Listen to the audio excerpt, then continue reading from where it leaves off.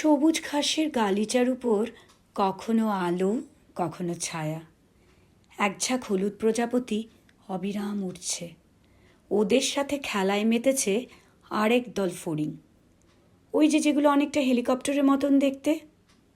ঘাসের মাঝে খুঁজলে হয়তো তাদের দেখা পাওয়া গেলেও যেতে পারে। ভেলভেট পোকাদের কথা বলছি, সেই যে টুকটুকে লাল রং দেশলাই বাক্সে ভরে রেখে আবার ছেড়েও দিতাম। এখন বোধহয় ওরা বিলুপ্ত প্রায়।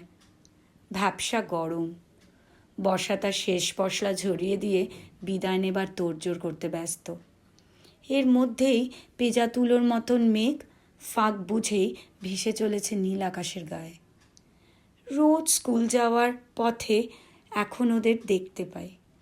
ভুঁই ফুঁড়ে বেরিয়ে পড়েছে ইতিউতি। সকালের সোনালি আভায় চকচকে রূপলি পালকের ঝাড়। আর কি কাজে মন বসে! ঘুম জড়ানো চোখে কাক ভরে উঠে রোজ নামচার প্রস্তুতি।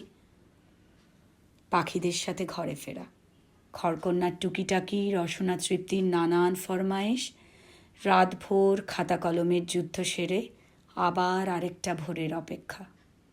শুধু শরতের ভোরে নয়, বিশ্বজুড়ে সারা বছর চলে দশভুজাদের আবাহন।